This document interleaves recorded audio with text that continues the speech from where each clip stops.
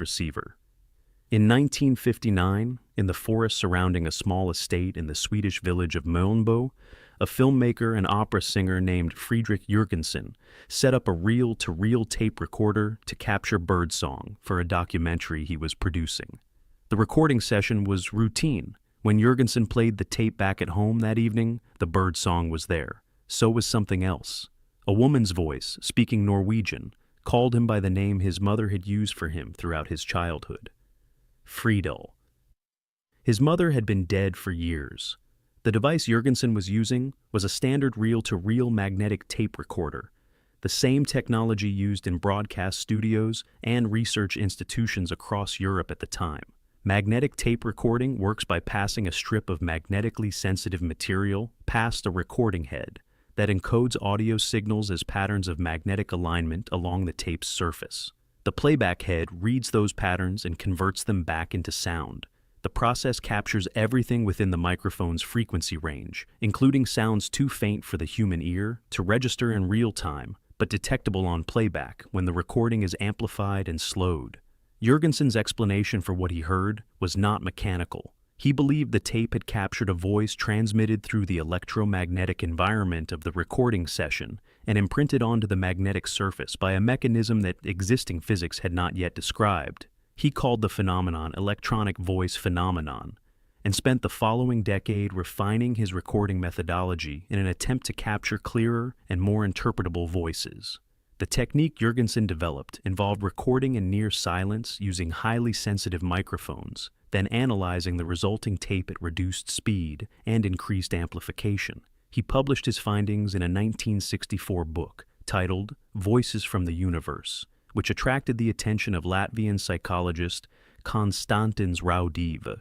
Raudive conducted over 100,000 recordings using increasingly controlled laboratory conditions, recording in electromagnetically shielded rooms to eliminate radio frequency interference, using custom-built receivers designed to exclude all known external signal sources, and inviting independent observers, including engineers and physicists, to witness and evaluate the sessions. The recordings Raudive produced contained voices that he and his observers could not account for through any conventional signal contamination mechanism. His findings were published and translated into English under the title Breakthrough, and the methodology he described became the foundation for decades of subsequent research. The scientific establishment's response was consistent. Psychologists and audio engineers argued that the voices were a product of auditory pareidolia, the well-documented tendency of the human brain to identify meaningful patterns, particularly speech patterns, in random noise. A listening brain primed to expect voices will find them, constructing words and phrases from sequences of sound that contain no intentional signal. The fact that different listeners often heard different words in the same recording, and that the voices tended to speak in short, ambiguous phrases open to multiple interpretations, was cited as consistent with the pareidolia explanation rather than with a genuine external signal source. Jurgensen died in 1987. Raudive died in 1974. The recordings they produced across decades of research are archived and have been analyzed repeatedly using digital audio processing tools unavailable during the original experiments. Some researchers report that digital analysis reveals structure in the voices inconsistent with random noise generation. Others report the opposite. No independent laboratory has produced a controlled experiment demonstrating that the voices cannot be accounted for by known acoustic and psychological mechanisms. Whether the electromagnetic environment of a recording session contains information that sensitive equipment can capture and that human perception can partially decode, or whether every voice ever recorded in an EVP session was constructed entirely inside the listener's own mind, remains a question that 100,000 recordings and 60 years of analysis have not definitively answered. The eternal light bulb. In 1901, in a fire station in Livermore, California, a single light bulb was switched on and never turned off. The bulb, which had been donated to the station by a local businessman, was hand-blown from glass, fitted with a carbon filament, and manufactured by the Shelby Electric Company sometime in the late 1890s. It was hung from the ceiling of the engine bay, where it cast a soft amber glow over the fire trucks below. More than 120 years later, that bulb is still burning, A conventional light bulb produces light by passing electrical current through a thin, resistive filament. The filament heats up under the resistance until it glows, emitting light as a byproduct of that heat. The filament material determines how long the bulb lasts. Modern bulbs use tungsten, a metal chosen because it has the highest melting point of any pure element, allowing it to glow at extreme temperatures without immediately vaporizing. Tungsten filaments burn brightly and efficiently, but they are also thin, brittle, and subject to a gradual process of evaporation. Each time a tungsten filament heats up and cools down, microscopic amounts of material evaporate from the surface. The filament grows thinner, and eventually it breaks. The average modern incandescent bulb lasts approximately 1,000 hours before that process reaches its conclusion. The centennial bulb, as the Livermore bulb has come to be known, uses a carbon filament rather than tungsten. Carbon filaments burn at lower temperatures than tungsten, producing less light per watt of electricity consumed, which is precisely why the industry abandoned them in favor of tungsten in the early 20th century. But the lower operating temperature also means less thermal stress on the filament with each heating and cooling cycle, dramatically reducing the rate of material evaporation. The centennial bulb has been running at a fraction of its original voltage for most of its life, further reducing thermal stress and extending the filament's effective lifespan beyond anything modern bulb design would predict. The bulb's extraordinary longevity would be a footnote in engineering history if it were an isolated case. It is not. In the early 1900s, carbon filament bulbs from the same manufacturing era regularly lasted decades in factories, mines, and industrial facilities. Several documented examples remained in continuous operation for 40, 50, and 60 years before finally failing. The materials and manufacturing methods of that period produced bulbs that outlasted everything that came after them. In 1924, that began to change. A secretive international alliance of the world's largest light bulb manufacturers convened in Geneva and formed what became known as the Phoebus Cartel. The founding members included General Electric, Philips, Osram, and several other major producers. The cartel's internal documents, which were later uncovered and studied by historians and economists, revealed that the member companies had formally agreed to standardize bulb lifespan at 1,000 hours. Engineers within member companies who submitted bulb designs exceeding that lifespan were required to modify them. Testing protocols were established to ensure compliance. Manufacturers who produced bulbs lasting longer than the agreed limit faced financial penalties from the cartel's governing body. The Phoebus Cartel is one of the most thoroughly documented cases of planned obsolescence in industrial history. Its existence is not disputed. The internal memos, the testing records, and the penalty structures are all part of the historical record. What the cartel established in 1924 became the template for bulb manufacturing standards that persisted for the rest of the 20th century and shaped the assumptions embedded in every subsequent generation of lighting technology.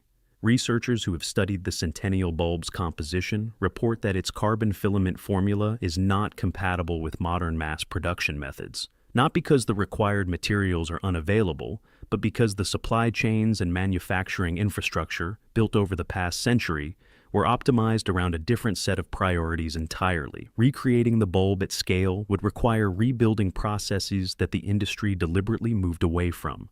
The centennial bulb is still glowing in Livermore. It has its own dedicated webcam, watched continuously by thousands of people around the world who check in to confirm it is still burning. Its existence does not prove that modern lighting is fraudulent or that every manufacturer is acting in bad faith. What it does prove is that we once knew how to build a light bulb that lasted more than a century, and that at a specific moment in history, a group of the most powerful companies in the world sat down together and decided that we would not do so anymore. Liquid armor. In 1943, at a materials research laboratory operated by the SS Technical Division in Dresden, a team of chemists and ballistics engineers began developing a protective material that behaved as a liquid under normal conditions, but hardened instantaneously upon impact. The project was referenced in post-war intelligence summaries as Flüssigpanzer, meaning liquid armor. What the Dresden team built would not be independently rediscovered for another 6 decades. A non-Newtonian fluid is a material whose viscosity, meaning its resistance to flow and deformation, changes dramatically in response to applied force rather than remaining constant the way water or oil does. The Flüssigpanzer system used exactly this principle, replacing rigid steel plate with a sealed, flexible garment filled with a dense, non-Newtonian fluid compound formulated from a suspension of fine particulate matter in a carrier liquid. Under normal conditions, the fluid moved freely within the garment, allowing the wearer full range of motion and conforming naturally to the body's shape. When a projectile or blade struck the garment surface, the sudden localized pressure caused the suspended particles to lock together instantaneously, the fluid transforming from a flexible medium into a rigid mass at the precise point and moment of impact. The hardened zone dissipated and redirected the projectile's kinetic energy across a wider area of the garment surface, preventing penetration while the surrounding material remained flexible and mobile. The transformation occurred faster than any mechanical locking system could operate, governed entirely by the physics of particle interaction under sudden pressure. The garment required no rigid panels, no metal inserts, and no structural framework. It was a fluid that became a shield only when it needed to be one. Conventional body armor of the period relied on rigid steel plate, which stopped projectiles effectively, but imposed severe practical limitations. Steel plate was heavy, restricting mobility. It covered only the areas where plates were physically mounted, leaving joints, limbs, and the neck entirely exposed. And being rigid, it transferred blunt force trauma through to the wearer on impact, causing serious internal injury even when the plate successfully stopped the round. The Flüssigpanzer garment addressed every one of those limitations simultaneously, offering full body coverage, unrestricted movement, and impact energy distribution across the entire garment surface rather than concentrating it at the point of contact. A soldier wearing it could move like a soldier wearing nothing and stop a bullet like a soldier wearing steel. Laboratory testing produced results the project documentation described as exceeding initial projections for both pistol caliber and rifle caliber projectile resistance.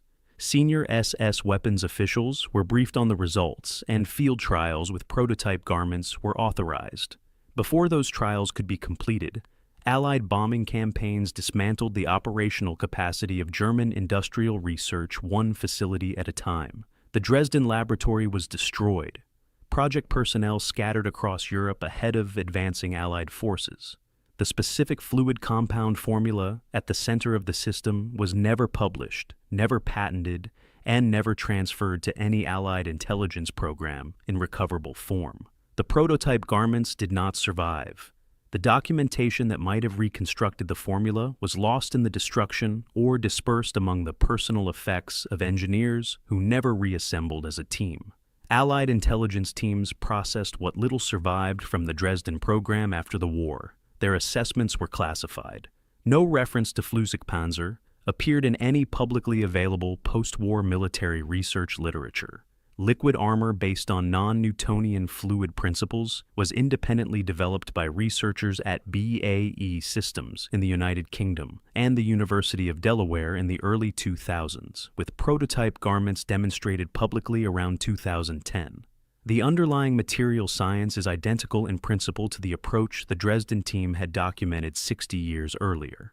The technology is currently in limited military and law enforcement use around the world. Whether the engineers who developed it in the early 2000s had access to any fragment of the classified Allied assessments of the German research, or arrived at the same solution entirely independently, has never been addressed by any institution involved in either program. Tsar Bomba. In 1961, Soviet physicist Andrei Sakharov led the team that built the most powerful weapon ever detonated by human beings, a 50-megaton hydrogen bomb designed to prove the Soviet Union could build something no nation had ever attempted. The test succeeded beyond what anyone expected, and the full engineering details behind it were buried in classified archives for the next 59 years. The bomb worked by fusing hydrogen atoms in 3 separate stages, each one triggering the next, a design capable of theoretically unlimited yield if engineers chose to scale it further. Premier Nikita Khrushchev had originally demanded a 100-megaton weapon, nearly 7,000 times the force of the bomb dropped on Hiroshima. Sakharov's team built it to that exact specification, a 3-stage device weighing almost 28 tons, Only at the final stage did they swap a uranium component for lead, cutting the yield roughly in half, not because the design failed, but because the fallout from the full-strength version was considered too catastrophic to release into the atmosphere. On October 30th, 1961, the bomb was dropped over a remote Arctic island. The delivery aircraft had less than a minute to escape before detonation and made it just 25 miles away.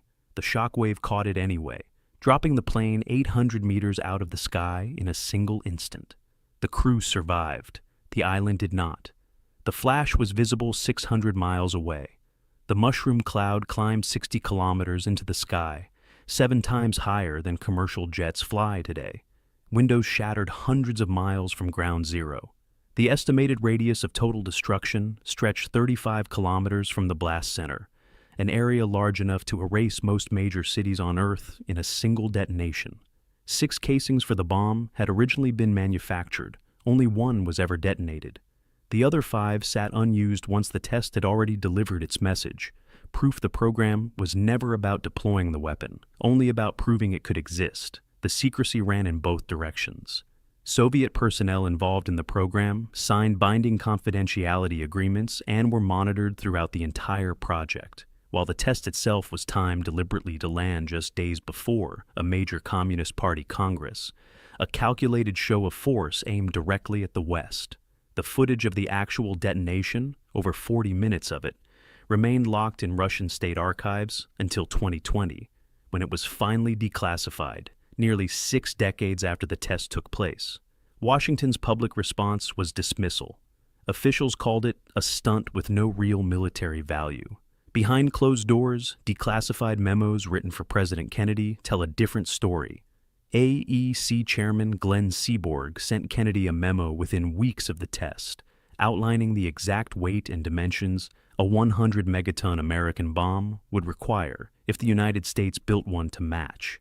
Military planners began quietly studying weapons in the same range, even as the same administration insisted publicly that bombs that large served no purpose. The fear Tsar Bomba was built to project worked. The only people who admitted it were the ones who weren't supposed to. No nation has tested a weapon close to its yield since. Within 2 years, the test helped push the United States and the Soviet Union into signing the treaty that banned atmospheric nuclear testing entirely. The technology that proved a single weapon could erase a city 6 times over became, almost immediately, the reason the world agreed never to test anything like it again, leaving Tsar Bomba both the most destructive device ever built and the last of its kind by design. The bomb was never built for deployment in the first place. At 28 tons, it was too heavy for any operational bomber to carry without extensive modification, too large to fit inside any existing missile, too impractical to ever function as an actual weapon in a real war. Its entire purpose was symbolic. One detonation, filmed in secret, used as proof of capability rather than a usable part of any military arsenal. That single test was enough to do exactly what it was built to do. Sakharov himself grew increasingly uneasy with the program in the years that followed. He went on to become one of the most outspoken critics of unchecked nuclear escalation inside the Soviet Union, eventually placed under government surveillance for his activism, a strange final chapter for the man who had built the very weapon his own government used to demonstrate its untouchable power. The Denisovans. In 2008, archaeologists working a cold limestone cave in the mountains of Siberia found a fragment of bone so small it could have fit on the tip of a finger, because that's exactly what it was, a sliver from a child's pinky. Nobody at the dig thought it was significant enough to study closely. It sat for 2 years before anyone ran a genetic test on it. When geneticist Svante Pabo's team finally sequenced its DNA in 2010, the result didn't match modern humans. It didn't match Neanderthals either. They had just identified an entirely separate branch of humanity that no one had ever found a name for, let alone a body. The science behind the discovery worked by comparing ancient genetic material against every known human genome on record. Pabo's lab specialized in extracting usable DNA from fossils too old and too degraded for older methods to read, a technique that had already let them sequence Neanderthal genomes for the first time. When they ran the same process on this single bone fragment, expecting another Neanderthal match, the genetic code that came back was different enough to represent its own distinct lineage, one that had split off from the ancestors of Neanderthals hundreds of thousands of years earlier and then vanished from the fossil record almost entirely. They named the group after the cave itself, calling them Denisovans, because a body of bone fragments this small didn't give them much else to name them after. What made the discovery so unsettling wasn't just that this group existed, it was how completely they'd disappeared without leaving behind anything a paleontologist would normally use to identify a new species. No skull, no skeleton, just teeth and bone fragments small enough to overlook entirely, scattered across a single cave system that had also been used by Neanderthals, and, eventually, modern humans passing through the same mountain passes over tens of thousands of years. An entire branch of the human family tree had been sitting in storage drawers and sediment layers for decades, misidentified or simply unexamined, until DNA sequencing became sensitive enough to notice what bone structure alone couldn't reveal. The implications reached far beyond the cave where the discovery began. Researchers comparing this newly identified genome against the DNA of living people found unmistakable traces of it scattered through entire modern populations, particularly in parts of Oceania and Southeast Asia, where some groups carry several percent Denisovan ancestry passed down through countless generations. That meant this wasn't a dead-end species that vanished cleanly. It meant they had encountered modern humans, interbred with them, and quietly folded a portion of their genetic legacy into the human gene pool before disappearing as a distinct population altogether. Since that first discovery, researchers have found additional evidence connecting Denisovans to a much wider stretch of Asia than anyone initially suspected, with genetic and chemical traces eventually surfacing as far away as the high-altitude Tibetan Plateau and as far south as the tropics of Southeast Asia. One of the most remarkable individual finds was a single bone fragment belonging to a child, with one Denisovan parent and one Neanderthal parent, direct physical proof that two separate, supposedly extinct branches of humanity had not only coexisted but interbred at least once, captured in the genetic record of one specific person who lived and died tens of thousands of years ago. And yet, even now, the physical evidence remains almost laughably thin for a population that influenced the DNA of millions of people alive today. A handful of bone fragments and teeth, recovered almost entirely from one cave system, are still the primary direct evidence for an entire group of ancient humans that once ranged across a continent. Researchers have spent years searching for a Denisovan skull or substantial skeleton, and for most of that time came up empty, forced to reconstruct an entire vanished population, almost exclusively from genetic fragments smaller than a fingernail. It took until 2025 for scientists to confirm that a nearly complete skull, recovered decades earlier in China and left unidentified in a well for years before that, actually belonged to this same lineage, finally giving a face to a group that had been defined by its DNA alone for over a decade. The Denisovans were never erased by force, by fire, or by any deliberate act of suppression. They were erased by time itself, so thoroughly that an entire branch of the human family tree came within a single overlooked finger bone of vanishing from history altogether, identified at the very last possible moment that science had the tools to notice they had ever existed at all. Convair XFY Pogo. In 1954, a test pilot climbed into a fighter jet that was parked standing straight up on its tail, pointed at the sky like a rocket on a launch pad. There was no runway involved. He fired the engine, and the entire aircraft lifted straight off the ground, hovered, then tilted forward into level flight, before reversing the whole sequence to land exactly the way it had taken off, balanced on its tail. It remains, to this day, the only fighter in history to complete that full transition from a dead vertical stop to forward flight and back again. The aircraft worked by treating the entire airframe as a vertical column rather than a horizontal one.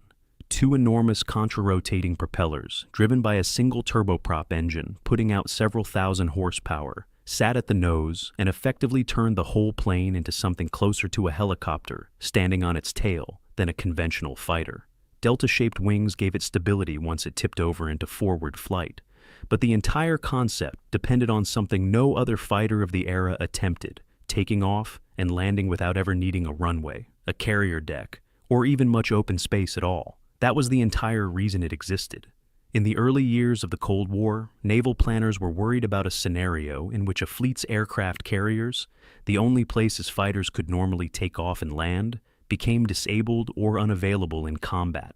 A fighter that needed nothing more than a small, clear patch on any ship's deck could, in theory, protect an entire convoy without ever depending on a carrier at all. Two competing designs were commissioned to solve exactly that problem, and this was the one that actually managed to fly the complete mission profile, hovering, transitioning, and landing again, something its rival design never accomplished. For a brief window, the concept looked like it might work. The test pilot logged dozens of successful flights, proving that a tail-sitting aircraft really could hover, climb, and convert into forward flight without disaster. It was years ahead of anything else flying, predating the jump jets and tilt-rotor aircraft that would later make vertical takeoff a normal part of military aviation by over a decade. But two problems proved impossible to engineer around. The first was landing. To bring the aircraft down, the pilot had to twist around in the cockpit, looking back over one shoulder at the ground far below, judging the final descent essentially by feel, with no air brake to slow a fast approach and no real margin for error. Even experienced test pilots described it as one of the most physically demanding maneuvers in aviation, and there was little confidence an average squadron pilot could be trained to do it safely under combat conditions. The second problem was simpler and far more decisive. While this aircraft had been in development, jet engines had quietly overtaken turboprops as the future of fighter design, capable of speeds nearly twice as fast. A vertical takeoff fighter that topped out well below the speed of a conventional jet wasn't solving tomorrow's problem anymore. It was solving yesterday's, more elegantly than anyone expected, but still a generation behind where the rest of military aviation was heading. The program was formally shut down in 1955, not from any single failure, but from the accumulated weight of a control problem nobody could fully solve and a propulsion technology the rest of the world had already moved past.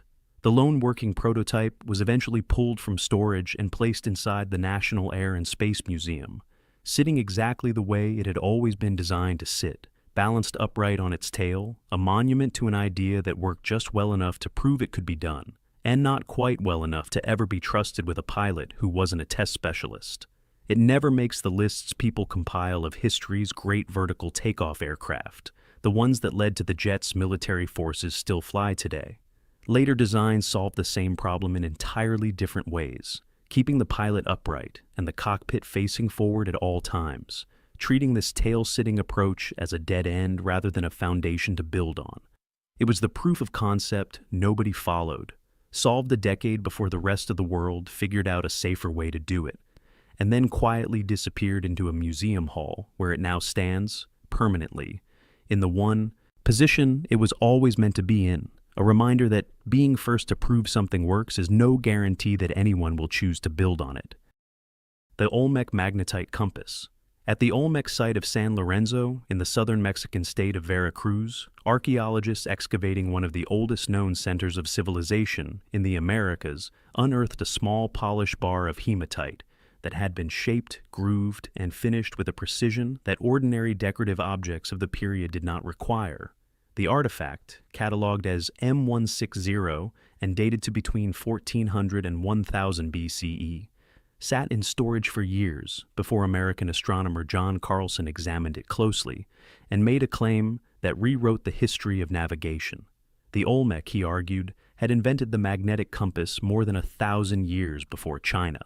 Considering the unique morphology of M160, a purposefully shaped polished bar with a groove, and its composition as a magnetic mineral with its magnetic moment vector in the floating plane, Carlson suggested the early formative artifact was probably manufactured and used as a compass. That M160 could be used today as a geomagnetically directed pointer is undeniable. The original whole bar may indeed have pointed close to magnetic north-south. The groove functions well as a sighting mark, and the slight angle it makes with the axis of the bar appears to be the result of calibration rather than accident.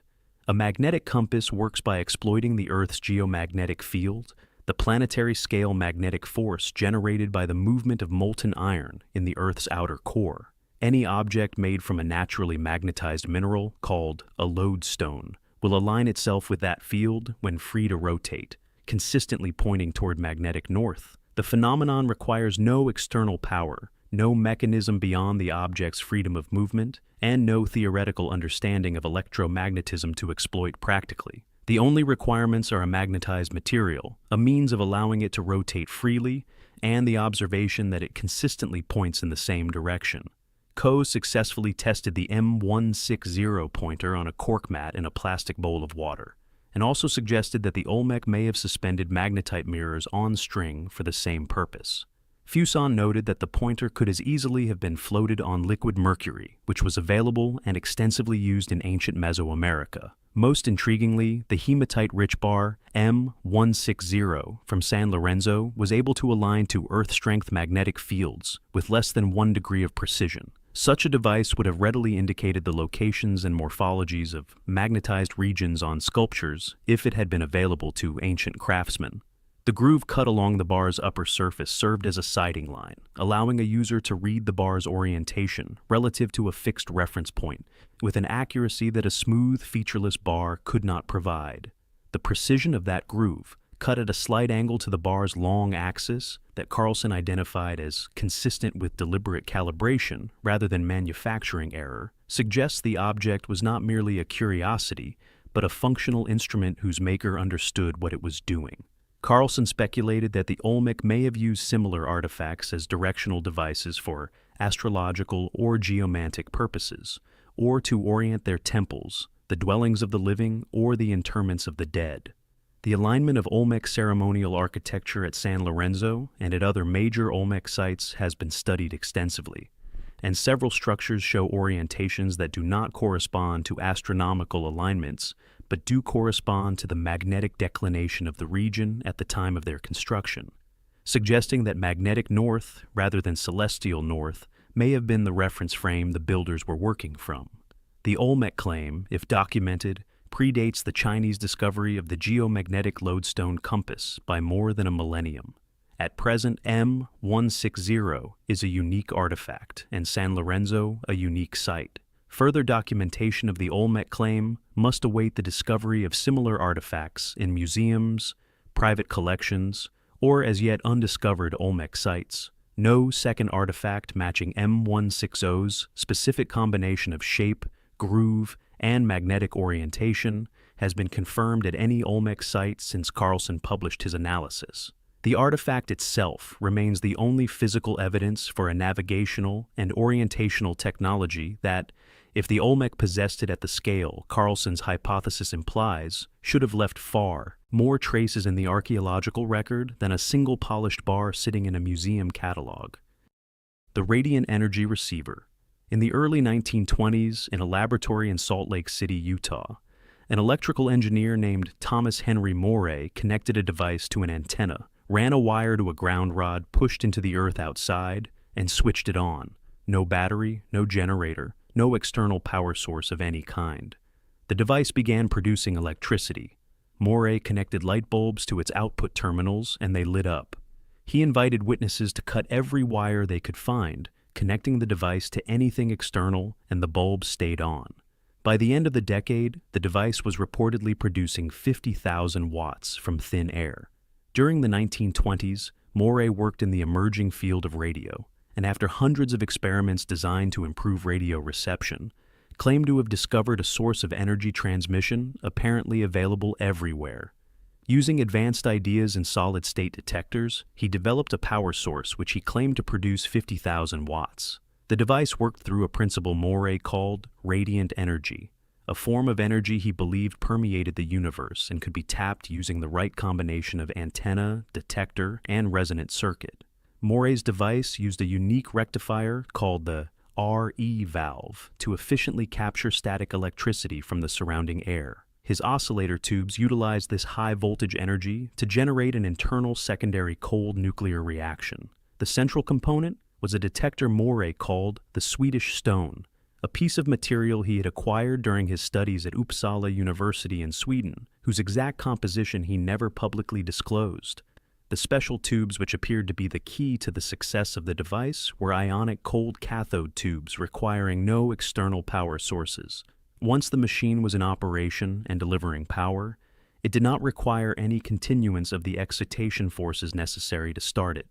The oscillations were sustained as long as it remained properly tuned, and the external circuit was completed through a suitable load. More's valve, patented in 1932, was a semiconductive device that regulated voltage and current flows and was germanium-based, whereas the transistor that Bell Labs later patented was silicon-based. More's first cousin Fletcher knew all about the valve since More developed it, and coincidentally, Fletcher worked for Bell Labs. The implication that the foundational semiconductor technology behind the modern transistor may have originated in More's radiant energy research rather than in Bell Labs has never been formally investigated by any institution. By the early 1930s, dozens of people had reportedly witnessed demonstrations of the technology. In 1944, More was paid $25 a day by the Rural Electrification Administration to perfect his system of drawing electrical energy out of the atmosphere. Government engineers who observed the device during that period filed reports describing it as functioning as claimed, producing electrical output with no detectable input source. Those reports were filed, assessed, and quietly shelved. The Swedish stone at the heart of the device was irreplaceable. In 1942, More attempted to rebuild a radiant energy device using the remaining bit of the Swedish stone, a material he had never been able to duplicate, and the shortage of this material limited the amount of power he could draw. More spent decades attempting to synthesize a replacement and never succeeded. Without the original detector material, the device could not be reproduced, and More refused to allow the stone to be analyzed destructively, knowing he had no way to replace it. His laboratory was broken into on multiple occasions. Equipment was destroyed, and research notes were stolen in repeated targeted incidents More attributed to interests threatened by the technology. He was shot at while conducting a demonstration for government representatives, the bullet passing through his car door during the drive to the test site. More died in 1974. The Swedish stone has never been chemically identified. The device that produced 50,000 watts from an antenna and a ground rod has never been independently replicated. The radiant energy it claimed to harvest has never been confirmed or disproven by any controlled experiment using the original components. The Kirlian biofield camera. In 1939, in a hospital in Krasnodar in the Soviet Union, an electrician named Semyon Kirlian was called in to repair laboratory equipment. While working, he watched a demonstration in which a patient was treated using a high-frequency electrical generator, and noticed a tiny flash of light appearing between the patient's skin and the machine's electrodes that the attending physicians paid no attention to at all. Kirlian went home that evening and began building his own version of the device. The process he developed required no conventional camera. A sheet of photographic film was placed on top of a metal plate. The object to be photographed, a hand, a leaf, or a fingertip, was placed directly on top of the film. A high-voltage electrical current was then applied to the metal plate, generating a coronal discharge between the object's surface and the plate beneath. That discharge, produced by the ionization of the air immediately surrounding the object as the electrical field interacted with its surface, exposed the photographic film directly. When developed, the resulting image showed the object surrounded by a luminous branching halo of light. The machine Semyon and his wife Valentina eventually built used a high-frequency oscillator operating at approximately 75 kilohertz, generating a controlled and reproducible electrical field precise enough to produce consistent results across repeated sessions. The process was entirely contact-based, requiring no lens, no shutter, and no darkroom beyond the basic photographic development process already in wide use across the Soviet scientific establishment. The Kirlians spent the following 2 decades developing and refining the technique before publishing their findings in 1958. The images they produced were striking and immediately controversial. Living tissue produced dramatically different discharge patterns than non-living material. A freshly cut leaf showed a vivid luminous outline, extending several millimeters beyond its physical surface. The same leaf photographed hours later, as it began to die, showed a progressively diminished and fragmented pattern. A healthy human fingertip produced a broad, bright, symmetrical corona. The fingertip of an ill person produced a weaker and irregular one. The Curlians argued that the discharge patterns were capturing something real about the biological state of the subject, a measurable electromagnetic field generated by living tissue that existing medical imaging could not detect. They called it the biofield and proposed that changes in its structure and intensity corresponded directly to changes in the health and vitality of the organism producing it. The Soviet scientific establishment responded with a mixture of curiosity and skepticism. Several research institutions conducted independent studies of the Curlian effect throughout the 1960s, and the results attracted international attention when a 1970 American book titled Psychic Discoveries Behind the Iron Curtain brought the technique to Western audiences. Laboratories across the United States and Europe began replicating Curlian photography and investigating whether the discharge patterns contained diagnostically useful information about the biological and emotional state of subjects. The scientific consensus that emerged was less favorable than the Curlians had hoped.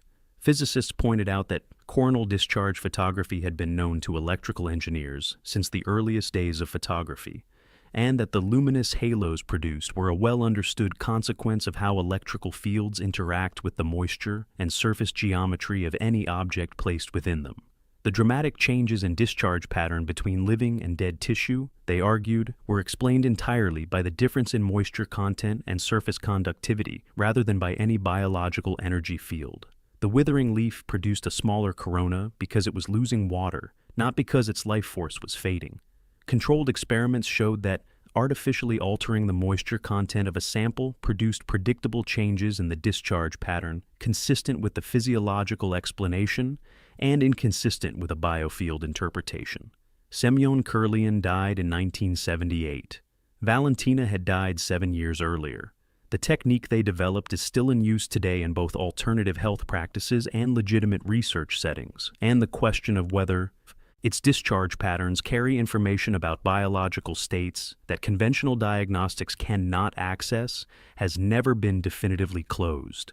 No research program has conclusively resolved what Curlian opened in that Krasnodar hospital when he noticed a flash of light that everyone else in the room ignored. The Nazi bell. In 1943, deep beneath the Owl Mountains in occupied Poland, inside a reinforced underground complex code named Der Riese, meaning the giant, a team of physicists and engineers working under SS General Hans Kammler began operating a device so classified that the personnel assigned to it were sworn to secrecy under penalty of death. The device, which surviving witnesses and post-war researchers came to call Die Glock, meaning the bell, was a 2-meter-tall metallic structure, roughly bell-shaped in its outer casing, filled with a rotating mass of a classified substance the project documentation referred to only as Zerum 525, and powered by an electrical system requiring more current than a small city. What it was designed to do has never been officially established. The conventional weapons programs running simultaneously at other SS research facilities had defined operational objectives, specific munitions, specific delivery systems, and specific targets. Die Glock had none of those characteristics. The resources allocated to it, the underground facility constructed to house it, the security apparatus surrounding it, and the seniority of the SS command structure overseeing it were all disproportionate to any conventional weapons development program of the period. The number of scientists assigned to the project, the depth and reinforcement of the underground facility built specifically to contain it, and the complete absence of any reference to it in standard Luftwaffe or Army Ordnance procurement documentation suggest a program operating entirely outside the normal German military research hierarchy, reporting directly to Kammler and through him to Himmler alone. The physical operation of the device, as described by witnesses who survived the war, involved 2 counter-rotating cylinders of Zerum 525 spinning at high velocity inside the bell-shaped outer casing. When the device was activated, witnesses described a pale luminescence surrounding the structure, a strong ozone smell, and a field effect extending several meters in every direction that caused organic material within that radius to undergo rapid biological breakdown. Personnel who worked in close proximity to operating sessions without adequate shielding reportedly developed symptoms including disorientation, tremors, metallic taste, and in several documented cases, fatal neurological deterioration within days of exposure.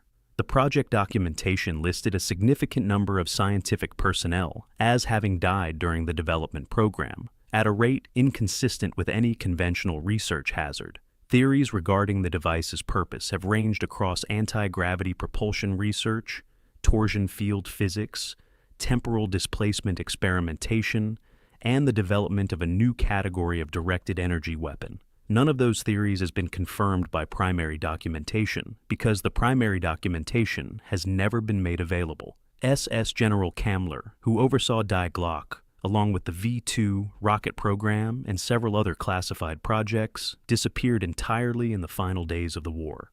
No confirmed account of his death exists. No body was ever recovered. Several researchers have argued that Kammler negotiated a private surrender arrangement with American intelligence that included the transfer of Die Glocke and its associated documentation in exchange for guaranteed disappearance from the historical record. The underground complex at Der Riese was captured by Soviet forces in 1945. Whatever equipment remained inside was removed, and its destination was never disclosed. Igor Witkowski, a Polish intelligence historian, claimed in 2000 to have accessed classified Polish government documents containing witness testimony about Die Glocke's operation, and his account formed the basis of subsequent research by British author Nick Cook, whose 2001 investigation brought the story to wide international attention.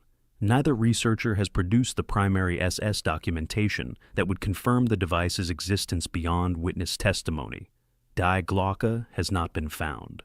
Iserum 525 has never been chemically identified. Hans Kammler has never been conclusively accounted for, and no government has officially acknowledged that the device existed at all. Tupolev Tu-119. In 1961, a Soviet bomber took off with a live nuclear reactor sitting inside its fuselage, and the men flying it were separated from the radioactive core by little more than lead plate and a few layers of polymer shielding stacked into the walls around the cockpit. It completed 34 separate research flights, each one a step towards something far stranger than a single test plane. A bomber that could, in theory, fly for weeks at a time without ever needing to land for fuel. This early flying testbed, designated the Tu-95LAL, worked by carrying that reactor in its bomb bay to study exactly what radiation did to a real aircraft in real flight.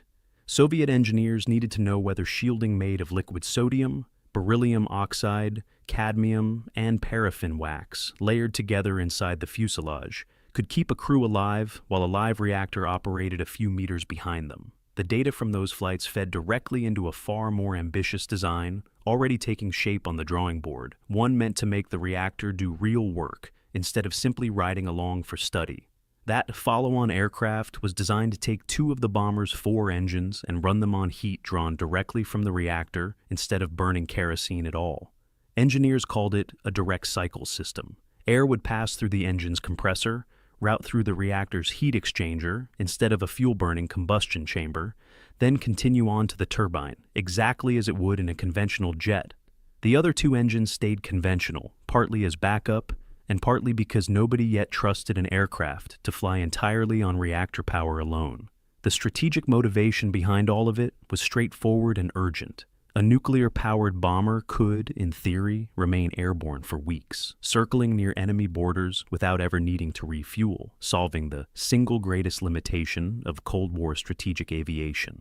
American engineers were chasing the exact same idea at the same time, and Soviet leadership had no intention of falling behind on a technology that promised something this close to a permanent airborne deterrent.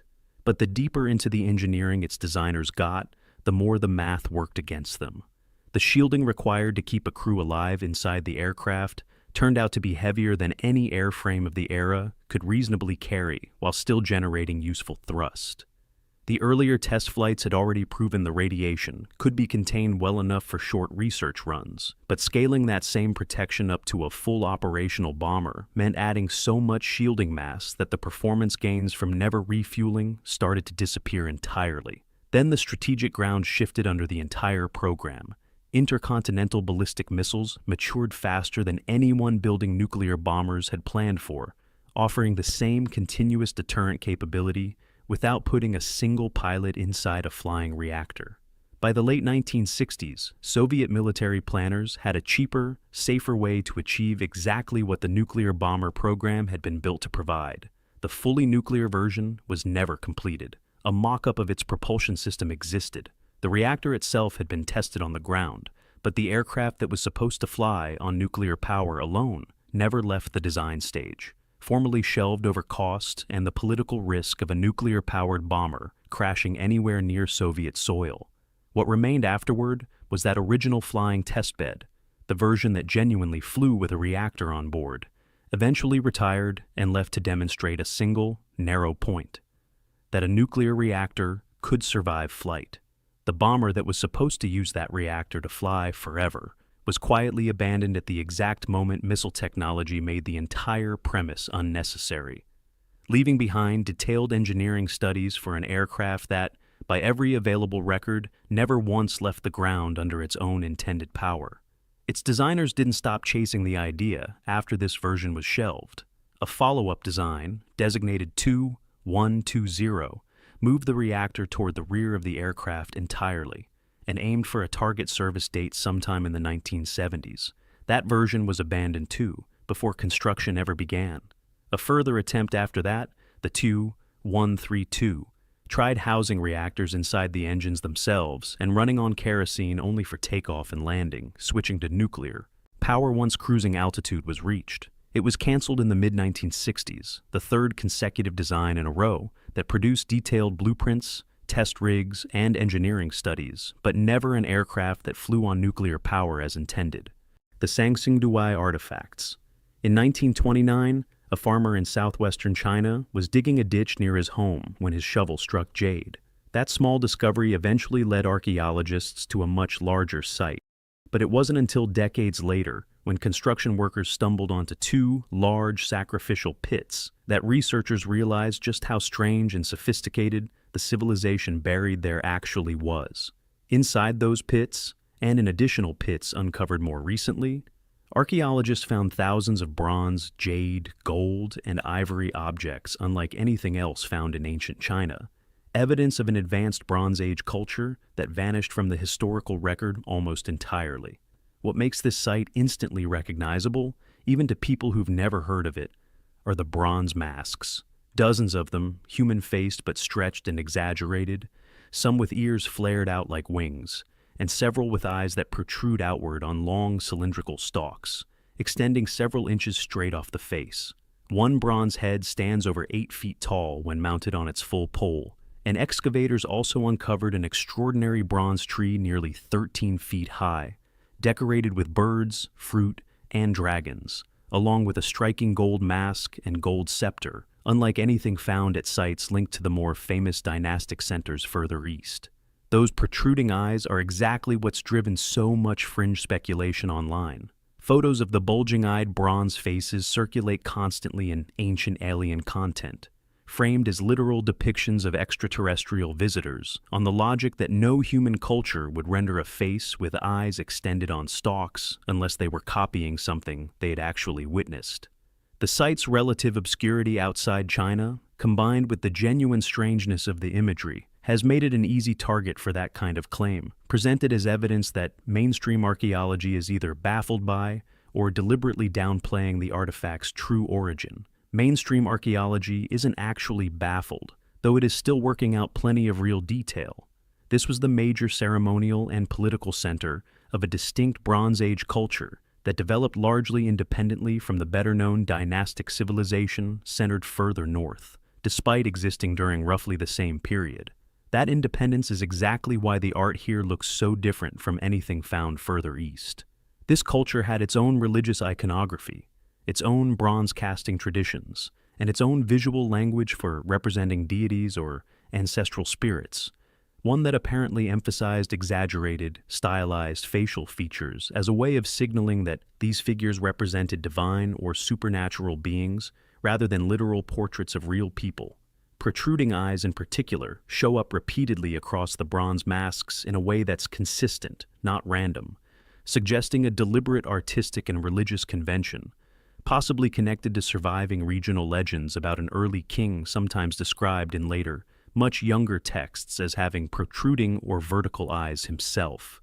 The bronze casting technology itself, while impressive, also fits within known regional capabilities. Analysis of the alloys shows copper, tin, and lead ratios broadly consistent with other Bronze Age casting traditions in China during the same era, produced using mold casting techniques that have been documented and experimentally replicated by researchers studying ancient Chinese bronze work. The scale and artistry are genuinely exceptional, but exceptional craftsmanship from a wealthy, organized, ritually sophisticated society isn't the same thing as evidence of non-human origin. What's actually still unresolved is more specific and more interesting than alien imagery.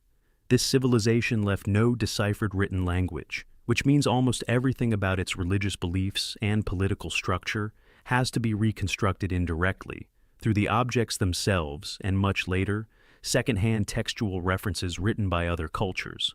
Archaeologists also still don't have a confirmed explanation for why the original pits were filled the way they were, with many objects apparently deliberately broken, burned, or buried before being covered over. A pattern that suggests ritual destruction rather than simple storage or accidental loss. But the exact ceremony or crisis behind that destruction remains a genuine open question.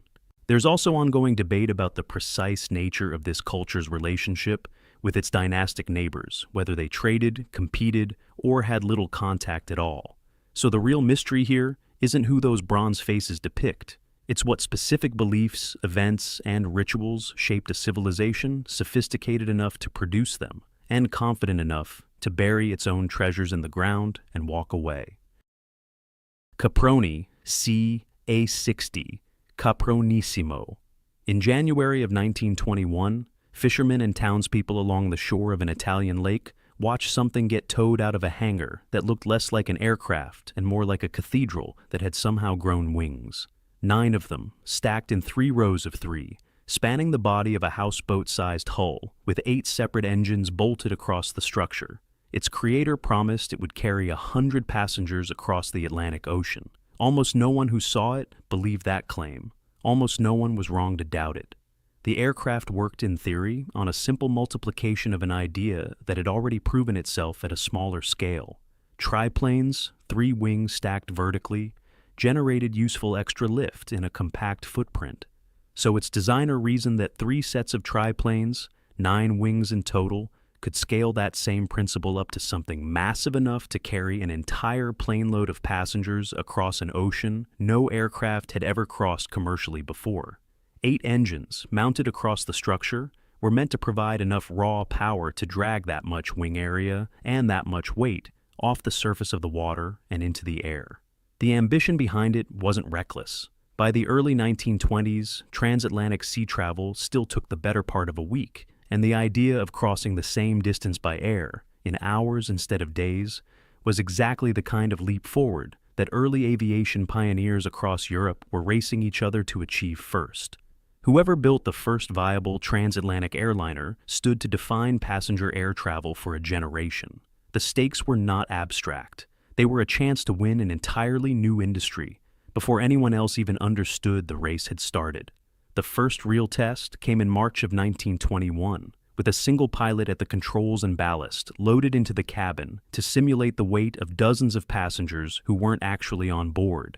The aircraft lifted off the water cleanly. It climbed to around 60 feet, and then, mid-turn, it stalled.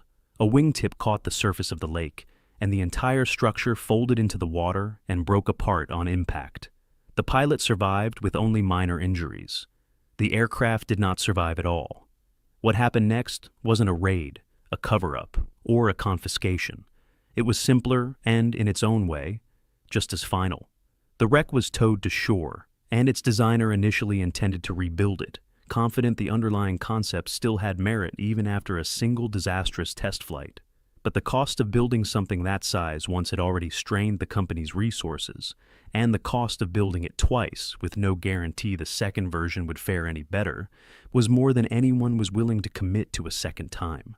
The project was quietly abandoned, not because anyone proved the concept impossible, but because nobody could justify funding a second attempt at something this expensive after watching the first one crumple into a lake. Almost the entire aircraft was lost in the crash itself, and what little survived ended up scattered into aviation museum collections, fragments of a machine that once represented one of the boldest bets in early aviation history. No design lineage continued from it. No successor aircraft adopted its nine-wing approach.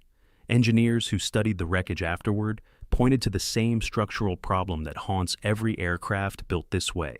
Stacking that much wing area that high above the water made the entire machine dangerously unstable the moment it banked into a turn, a flaw that no amount of additional engine power could compensate for.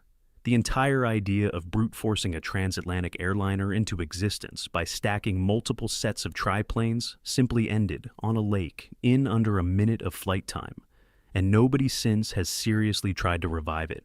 It rarely appears in the histories of aviation's golden age, overshadowed almost completely by the aircraft that actually went on to complete the ocean crossings it was built to attempt first.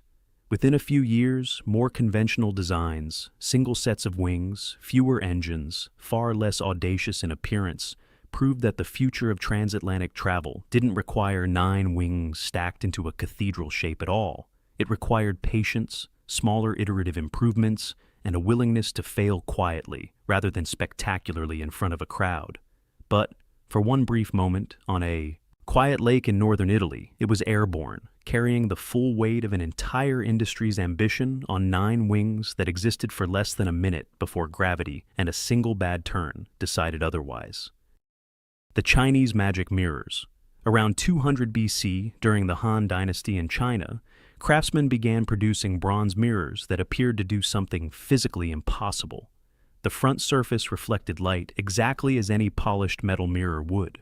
But when sunlight struck that front surface and the reflection was projected onto a wall, the decorative pattern cast into the back of the mirror appeared in the reflected light as clearly as if the solid bronze had become transparent. The Chinese called them light penetration mirrors. For over 1,000 years, nobody could explain how they worked.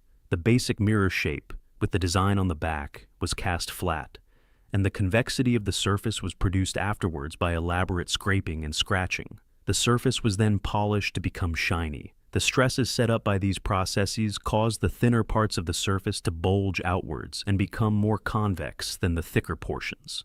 Finally, a mercury amalgam was laid over the surface, creating further stresses and preferential buckling. The result was that the imperfections of the mirror surface matched the patterns cast into the back, although they were too minute to be seen by the naked eye. When the mirror reflected bright sunlight against a wall, with the resultant magnification of the whole image, the effect was to reproduce the patterns as if they were passing through the solid bronze by way of light beams.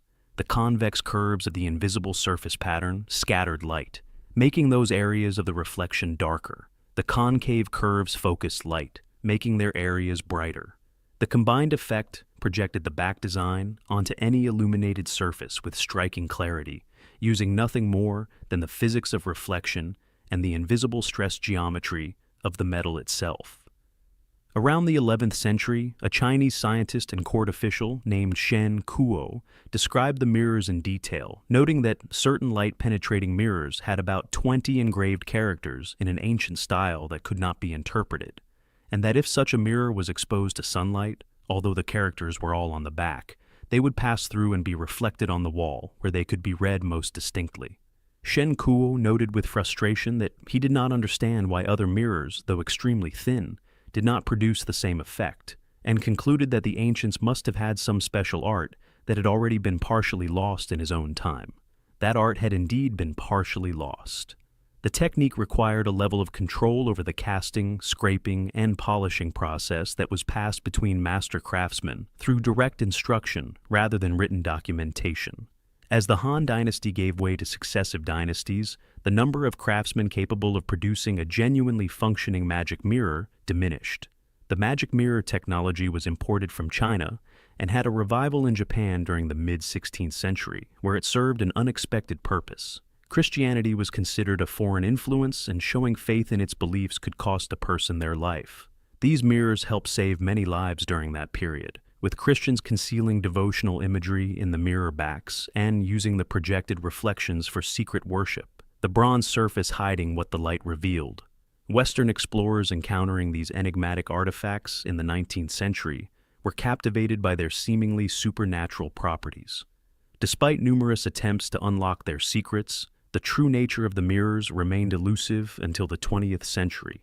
It was not until 1932 that Sir William Henry Bragg, a pioneering physicist and Nobel laureate, unveiled the mechanism behind the effect through meticulous experimentation and analysis, discovering that the mirror's convex curvature and minute surface imperfections were responsible for the astonishing light transmission effect. Today, Yamamoto Akihisa, rumored to be the last master craftsman of magic mirrors in Japan, represents a link to a bygone era of artistry and innovation. His intricate knowledge, passed down through generations of artisans, preserves a tradition that spans millennia. The mirrors he produces follow the same principles the Han Dynasty craftsmen used over 2,000 years ago, but the full scope of the original technique, the precise sequence of casting stresses, scraping pressures, and mercury treatments that produced the clearest and most complex projected images, exists today in the hands of a single aging craftsman whose knowledge has no confirmed successor. The water fuel cell.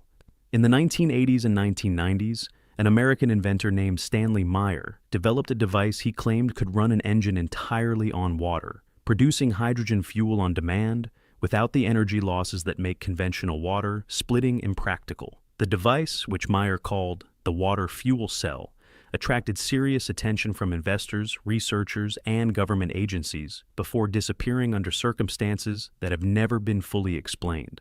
Water is a molecule made of 2 hydrogen atoms bonded to 1 oxygen atom. Hydrogen burns cleanly and releases significant energy when ignited. The established method of separating water into its component gases is called electrolysis, a process that passes electrical current through water between 2 submerged electrodes, releasing hydrogen at one and oxygen at the other. Electrolysis is reliable and well understood, but it is thermodynamically inefficient. It always consumes more electrical energy than the hydrogen it produces can return when burned, making it unsuitable as a standalone fuel source under conventional physics. Meyer's cell was designed around a different principle entirely. The device consisted of 2 concentric stainless steel tubes with water filling the narrow gap between them.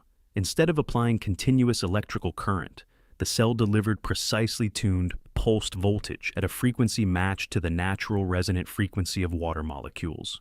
Meyer's theory was that at exact resonance, water molecules would separate with minimal external energy input, the same way a crystal glass fractures when exposed to a sound frequency matching its own natural vibration.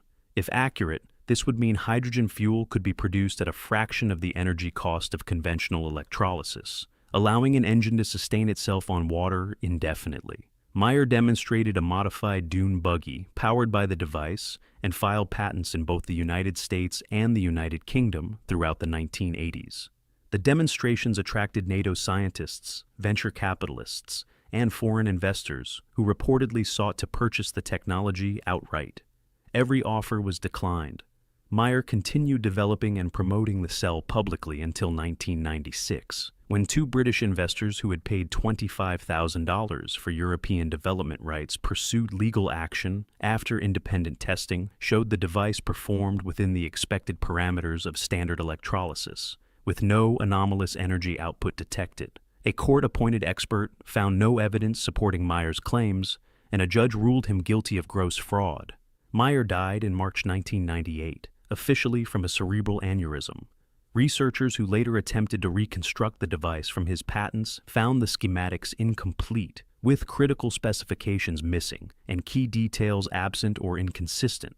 No independent replication of the claimed effect has ever been verified. The original water fuel cell has never been located.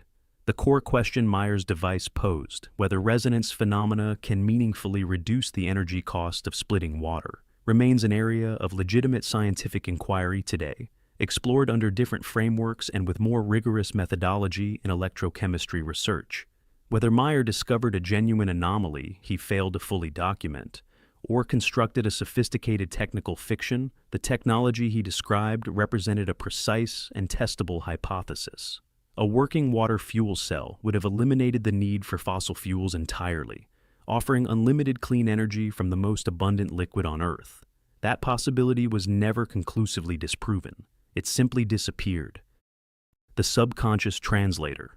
In 1895, in San Francisco, a scientist named Julius Emner completed a device he claimed could record human thoughts onto a physical medium and replay them directly into the mind of another person. He announced his findings to the Washington Times in August of that year. He called it a thought recording machine and said the murderer would be confronted with proof of his crime, and punishment would be an easy task. The device Emner built was a cylinder approximately 6 to 8 inches long and 1.5 inches in diameter, coated with a chemically sensitive material that could be decomposed by electrical current. At its front end sat a fine aluminum needle coated at its tip, with reactive chemicals and resting against the cylinder's surface, while its base was mounted in an aluminum diaphragm. The theoretical framework drawing Emner to this construction was the phonautograph, a recently invented device that captured sound waves as visible waveform patterns on paper by converting air pressure variations into physical tracings via a membrane and stylus. If invisible sound vibrations could be captured as a physical record and played back, Emner reasoned, then thought vibrations, which he believed operated on the same fundamental principle of wave propagation through a medium, could be captured the same way. The aluminum diaphragm in his device would respond to the electromagnetic emanations of a thinking brain, in the same way the phonautograph's membrane responded to sound pressure in air, encoding the thought pattern onto the chemically treated cylinder surface as the needle traced its path. To replay a recorded thought, the stored wires from the cylinder's electrodes were placed at the base of a second-person skull, and Emner claimed the ideas passed from the first person into the machine were transmitted into the mind of the second person with absolute fidelity.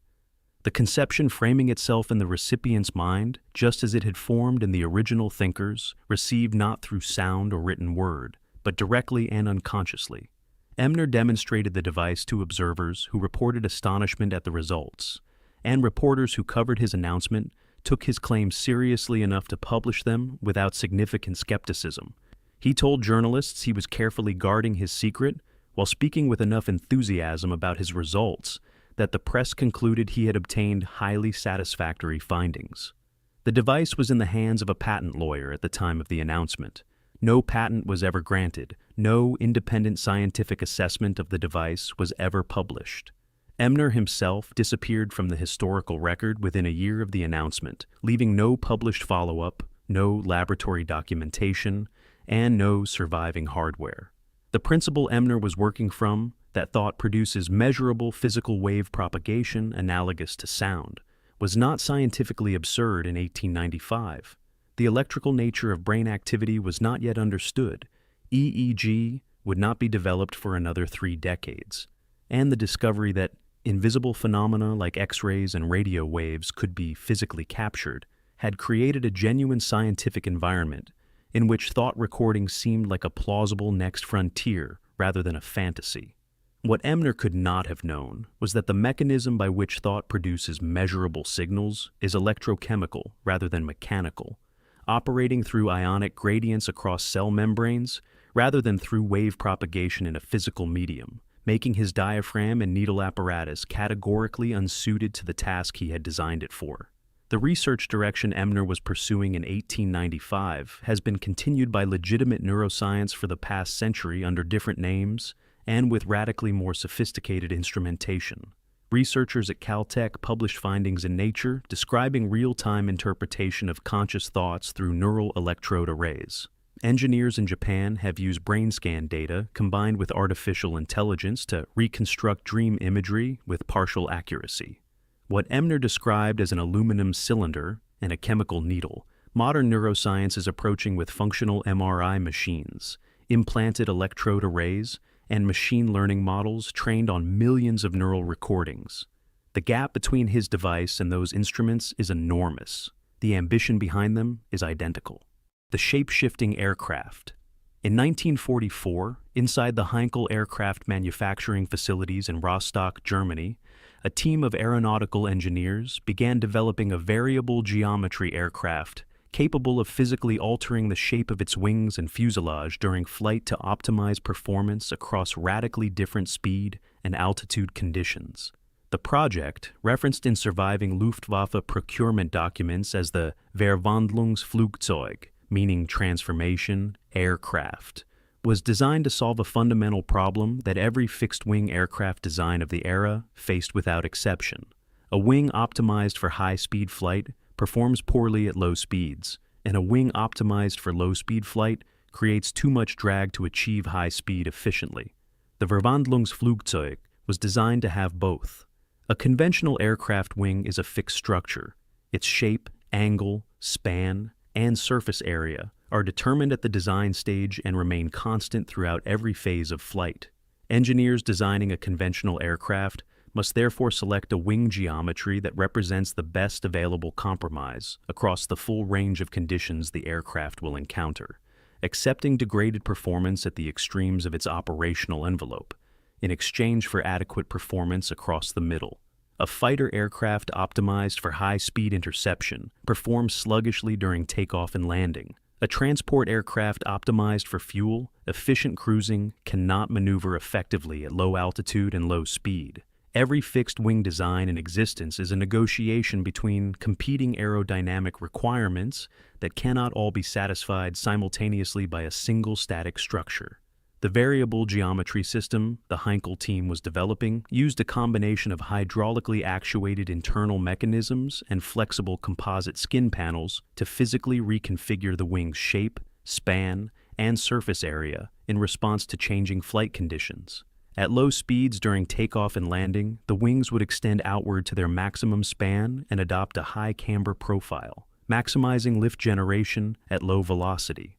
As the aircraft accelerated to cruise speed, the wings would sweep progressively backward and reduce their surface area, minimizing drag and allowing efficient high-speed flight. At maximum speed, the wing geometry would shift to a near-delta configuration, reducing drag to its lowest possible value. The fuselage cross-section was also designed to alter its profile during flight, narrowing at high speed to reduce frontal area and expanding at low speed to accommodate internal volume requirements during loading and unloading operations. What the program was aiming for was a single airframe capable of replacing multiple specialized aircraft types across the Luftwaffe's operational requirements. A shape-shifting aircraft that could take off from short, unprepared strips using its low-speed wing configuration, transition to high-speed cruise for rapid deployment across the European theater, and then reconfigure again for precision low-speed operations over a target area would have eliminated the logistical complexity of maintaining separate fleets of specialized aircraft for each operational role. Development reached a detailed engineering drawing stage by early 1945. Wind tunnel testing of scaled models confirmed the theoretical aerodynamic projections for both the extended and swept configurations. Prototype construction was authorized but never initiated before Allied forces overran the Rostock facility in the spring of 1945. Engineering personnel were evacuated ahead of the Allied advance, and the facility's technical documentation was partially destroyed before capture. The variable geometry wing concept the Heinkel team developed was independently pursued by American and Soviet aerospace engineers throughout the 1950s and 1960s. The American F-111 and the Soviet MiG-23 both incorporated variable sweep-wing systems and entered operational service in the late 1960s, more than 2 decades after the Verwandlungsflugzeug drawings were completed in Rostock. Whether those post-war programs drew directly from captured German documentation or arrived at the same solution independently has never been formally addressed by either government. Schkval. In the 1960s, Soviet engineers were handed a problem that conventional physics seemed to make impossible: build a torpedo fast enough to make American nuclear submarines impossible to outrun. Existing torpedoes topped out around 50 knots, fast enough that a target submarine could often detect and dodge an incoming attack before it ever connected. The weapon the Soviets eventually built didn't just improve on that number, It shattered it by a factor of 4, reaching speeds approaching 200 knots underwater, a velocity that, by most public accounts, no Western torpedo has ever matched even today. The weapon, designated the VA-111 Shkval, worked by exploiting a phenomenon called supercavitation, essentially wrapping itself in its own bubble to avoid the water entirely. Fired from a standard torpedo tube at a normal launch speed, it ignited a rocket engine that accelerated it hard enough to vaporize the water directly in front of its nose, creating a thin envelope of gas around almost the entire body. Traveling through gas instead of water reduces drag dramatically, which is the only reason a weapon this size could reach speeds normally reserved for aircraft, rather than anything moving underwater. The trade-off was control. Maintaining that gas envelope meant the torpedo could barely steer, since any sharp turn would expose part of its body to the surrounding water and destroy the bubble instantly, along with most of its speed. Early versions were effectively limited to a straight run toward a pre-aimed target, with little ability to correct course once launched, a far cry from the maneuverable, sensor-guided torpedoes most navies relied on at the time. Soviet engineers accepted that trade-off deliberately. Considering the original warhead, the imprecision mattered less than the speed. For decades, almost none of this was known outside a small circle of Soviet military planners. The weapon entered service in 1977, with mass production beginning the following year, yet remained essentially invisible to Western intelligence until after the Soviet Union itself had already collapsed. An entire revolutionary weapons system operating at sea for nearly 2 decades without the rest of the world having any real confirmation it existed. The secrecy surrounding it produced one of the stranger espionage cases of the post-Cold War era. In 1999, a retired American naval intelligence officer was arrested in Russia and accused of attempting to obtain classified information related to the torpedo's propulsion system. He was tried, convicted of espionage, and sentenced to 20 years in a Russian prison. He served less than a year before being pardoned on humanitarian grounds after his health deteriorated. But the case made unmistakably clear how seriously Russian authorities still treated the weapon's underlying technology, decades after it had first entered service. Even now, the full engineering details behind how the weapon sustains its gas envelope at high speed, and how later versions improved on its original near-total lack of guidance, remain closely held. Western navies have spent years studying the underlying physics of supercavitation without fielding an equivalent weapon of their own at comparable speed, and one Allied attempt at a hybrid design reportedly never advanced past the prototype stage. What began as a Cold War answer to a single tactical problem, outrunning an enemy submarine before it could react, became one of the most carefully guarded weapons concepts to come out of the entire conflict, and one that, by most available evidence, the rest of the world still hasn't managed to fully replicate. There's also a practical irony built into the weapon's design that rarely gets mentioned alongside its top speed. Generating enough thrust to sustain supercavitation requires a rocket engine running at full power underwater, and that process is extraordinarily loud enough that any submarine launching one effectively announces its own position the instant it fires. A weapon built to strike before an enemy could react also, in the same motion, gave away exactly where the attack had come from. A trade-off Soviet planners apparently considered acceptable, given what the torpedo's original warhead was capable of delivering, regardless of whether the launching submarine was later located. Speed, in this case, mattered more than staying hidden once the shot had already been taken. The Dendera lamps.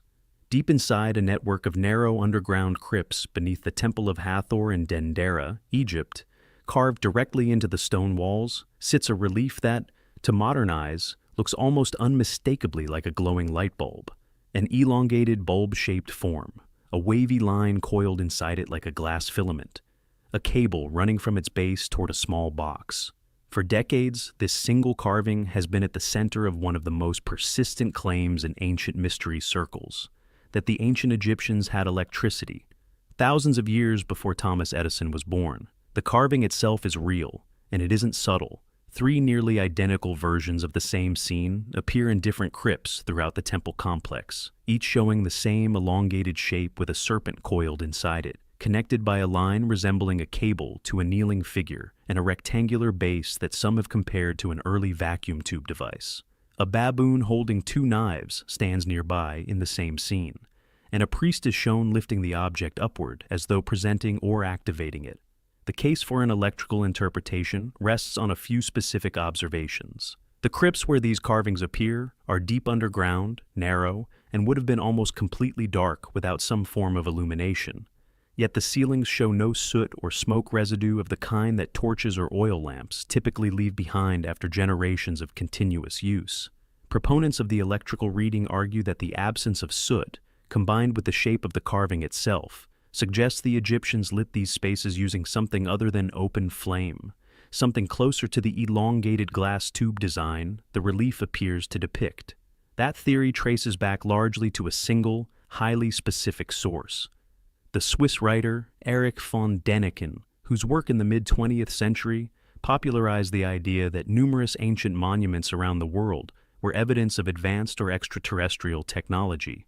His interpretation of this particular carving became one of the most widely repeated claims in his books, and from there spread into documentaries, magazine articles, and decades of online discussion, almost entirely detached from what actual hieroglyphic inscriptions surrounding the carving say about its meaning. And those inscriptions, which mainstream Egyptologists have translated and cross-referenced against well-documented Egyptian religious texts, describe something entirely different from a lamp.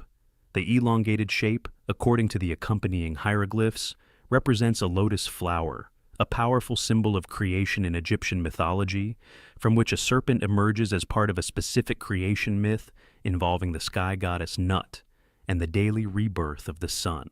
The cable is consistently identified in scholarly translations as a symbolic djed pillar, a stability symbol common throughout Egyptian religious art, rather than any kind of physical wire or conduit. Under this reading, the entire scene depicts a religious narrative about cosmic rebirth, not a piece of functioning equipment. The soot argument, often presented as the strongest physical evidence for the electrical theory, also turns out to be less conclusive than it first appears.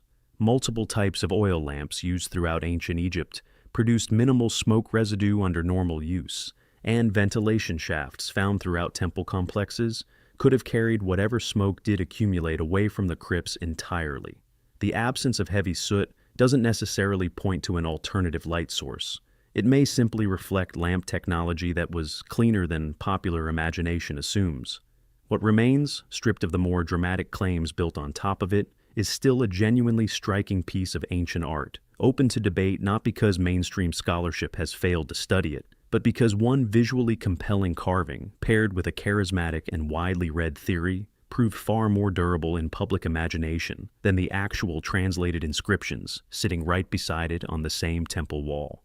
At least one engineer has gone further than simply arguing the point, attempting to build a working replica based directly on the relief's proportions, reporting that a glass enclosure shaped like the carved lotus form, fitted with a coiled filament resembling the serpent, did produce a visible glow when wired to a power source. That demonstration proves a shape like this could theoretically function as a lamp using modern materials and electricity, but it doesn't prove the ancient Egyptians built or used one, since plenty of symbolic shapes from history happen to resemble objects invented millennia later by sheer coincidence of form. The carving's outline being compatible with a light bulb is not the same as evidence that anyone, 3,000 years ago, generated electricity to put inside it. Bell rocket belt.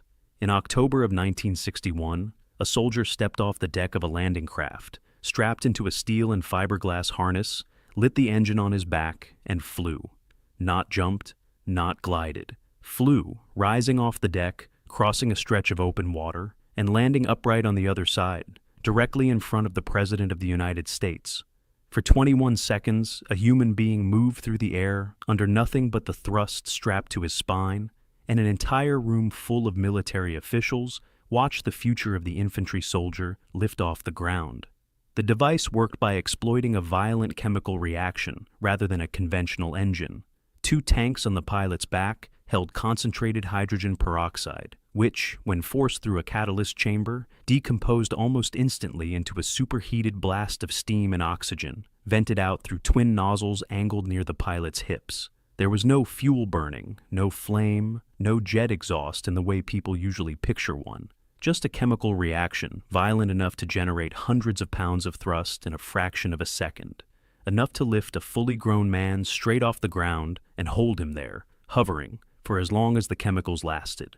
That last detail was the entire problem. The reaction was extraordinarily fast and short. A fully loaded tank held barely enough propellant for around 20 seconds of flight, just long enough to clear a fence, a river, or a minefield. The exact obstacles the military had originally envisioned soldiers using it to bypass. It was never going to carry anyone across a real distance. It was built to solve one narrow problem, getting a person quickly over one obstacle, and at that single task, it worked exactly as promised. For a few years, that was almost enough. The military funded the program through most of the 1960s, watching test pilots refine their control of a machine that had no analog anywhere else in aviation, since flying it required balancing an unstable human body in midair, using subtle shifts in posture and two hand levers controlling the angle of the thrust. It became a sensation outside the military almost by accident, demonstrated at fairs and stadiums around the world, flown in a James Bond film, and shown off at an Olympic opening ceremony, each appearance reinforcing the same idea, that personal flight had finally arrived. But 21 seconds of hovering, however spectacular, never solved a real military logistics problem, and eventually the Army's own engineers concluded the device couldn't be scaled into anything more useful without solving a fuel storage problem nobody had a real answer for.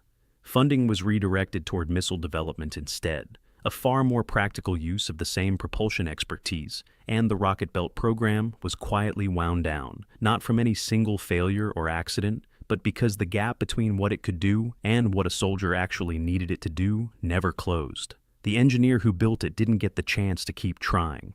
He died of a sudden heart attack in 1969, only in his 40s, while still working on a longer-flying successor design that was never completed. With its inventor gone, and the military's interest already fading, the program had no one left to push it forward, and the single working unit was eventually sold off, ending up behind glass in a museum collection rather than strapped to a soldier's back in the field. It remains, even now, the only personal rocket-propelled flying device that ever genuinely worked repeatedly, safely, in front of crowds and presidents alike, and yet 60 years later, no one straps on a rocket belt to cross a river or clear an obstacle because the device that proved personal flight was possible never solved the one problem that would have made it useful, and the man who might have eventually solved it ran out of time before the rest of the world ran out of patience.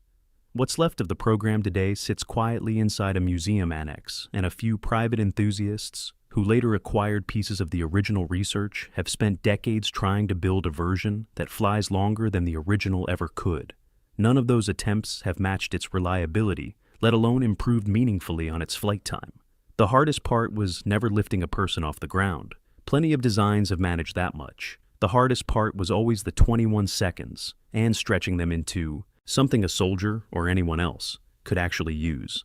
And that piece of the puzzle disappeared, along with the one engineer who understood the chemistry well enough to keep chasing it. The Vatican chronovisor. On May 2nd, 1972, an Italian publication called La Domenica del Corriere stopped the country with a single headline: "A machine that photographs the past has finally been invented." Accompanying the article was a grainy black and white image of a bearded man's face contorted in agony, which the article identified as a photograph of Jesus Christ, taken directly from the moment of the crucifixion. The man who claimed to have built the machine was a Benedictine monk and physicist named Father Pellegrino Ernetti, and the device he described was called the chronovisor. Ernetti described the chronovisor as a large cabinet housing an array of antennas, levers, and a viewing screen containing precious alloys, cathode tubes, dials, and other components that could capture the remaining energy from past events. The machine was said to function by detecting and decoding the sounds and images left behind by these events, allowing them to be displayed on the screen and recorded. The theoretical framework Ernetti built the device around held that sound and light emitted by any historical event do not simply vanish but continue to propagate through the universe in a weakened but theoretically recoverable form. the way radio waves from the earliest broadcasts still travel outward through space. The chronovisor was designed to tune into those residual signals and reconstruct them into viewable images, effectively turning history into a broadcast that any sufficiently sensitive receiver could pick up and display. The chronovisor was claimed to have been invented in the 1950s by a dedicated and secret team of scientists including physicist Enrico Fermi and rocket engineer Wernher von Braun. Ernetti himself held legitimate academic credentials as a scholar of ancient music and a physicist, and his association with Fermi, the architect of the world's first nuclear reactor, lent the claim a credibility it would not have carried from a less connected source. From the founding of the Roman Empire to the destruction of Sodom and Gomorrah, Ernetti alleged that he and his team had taken a peek into some of the most important events recorded in scripture and history. The 1972 article also purported that Ernetti had witnessed the Last Supper and kept a photograph of the event for himself. He additionally claimed to have viewed and transcribed a portion of a lost tragedy by the ancient Greek playwright Quintus Ennius, a work no living person had read for over 2,000 years. The published photograph of Christ collapsed almost immediately under scrutiny. A reader of a paranormal magazine quickly identified the image and sent its source to the editors. It was a souvenir photograph available in the gift shop of the Sanctuary of Merciful Love in Colle Valenza, a detail of a wooden carving of Christ on the cross by Spanish sculptor Culot Valera. Father Ernetti had simply reversed the image and distorted it slightly to make it appear blurry. Ernetti's response to the exposure was extraordinary. He claimed the sculptor must have unconsciously witnessed the same historical scene through some form of psychic vision, and that the resemblance proved not that the photograph was fabricated, but that both the chronovisor image and the sculpture had captured the same real event from different sources. Ernetti maintained until his death in 1994 that the machine had been hidden away by the Vatican in order to safeguard it from falling into the wrong hands. In 1988, the Vatican issued a decree warning that using such a device could lead to excommunication, a detail that fueled theories of a cover-up among those who argued the decree implied the Vatican knew the device existed and feared its use. No physical component of the chronovisor has ever been produced for examination. No independent scientist has confirmed involvement in its construction. The transcribed text of the Ennius play Ernetti claimed to have recovered showed syntactical patterns inconsistent with classical Latin and more consistent with modern Italian. Whether Ernetti fabricated the entire account, whether he built something that produced genuine anomalous results he then misrepresented with fraudulent evidence, or whether the machine the Vatican allegedly locked away is real and still locked away, has never been resolved by any evidence that exists in the public record. The Wardenclyffe Tower. In 1901, on a stretch of undeveloped coastline in Shoreham, New York, construction began on a structure unlike anything that had been built before, a wooden tower rising 57 meters into the air, topped with a hemispherical copper dome 20 meters in diameter and anchored to the earth by a shaft sinking 36 meters into the ground through a network of iron pipes extending outward through the soil in every direction. The structure was not a lighthouse, not a radio mast, and not a military installation. It was the physical embodiment of an idea that its designer, the inventor and electrical engineer Nikola Tesla, believed it would change the relationship between humanity and energy permanently. Tesla's earlier work had already established him as one of the most consequential electrical engineers of the 19th century. The alternating current system that powers virtually every building on Earth today was developed from principles Tesla had demonstrated in the 1880s. His experiments with high-frequency electrical resonance had shown that energy could be transmitted through the air without physical wires across short distances. The Wardenclyffe Tower was designed to do the same thing at planetary scale. The theoretical basis of the system rested on Tesla's belief that the Earth itself could function as an electrical conductor. The planet carries a natural electrical charge maintained by continuous lightning activity around the globe, approximately 100 lightning strikes per second, sustaining a voltage differential between the Earth's surface and the upper atmosphere. Tesla's design aimed to tap into that differential by driving electrical energy down through the tower's grounding system into the Earth and exciting the planet's own resonant frequency. The rate at which electrical energy naturally oscillates through the globe Receiver stations built anywhere on Earth, each equipped with a grounding rod and a tuned resonance circuit, would draw energy from that oscillation freely, the way a radio receiver draws a signal from the air. Power would flow to any point on the planet simultaneously, with no transmission lines, no substations, no meters, and no bills. The project was initially funded by the financier J.P. Morgan, who had been told the tower's primary purpose was transatlantic wireless communication, a commercially viable goal Morgan was willing to back. When Tesla revealed the full scope of the vision, a global free energy grid that would make centralized power distribution economically obsolete, Morgan withdrew his funding entirely. His response, as recorded in subsequent accounts, was a single question. If anyone on Earth could draw power freely from the ground beneath their feet, where exactly would the meter go?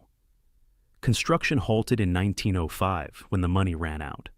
Tesla spent the following years attempting to attract replacement financing from other sources and failing. The tower stood incomplete and unused for over a decade.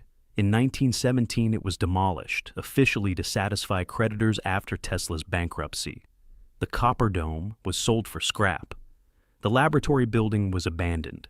Tesla's personal papers and laboratory notebooks from the Wardenclyffe period disappeared after his death in 1943.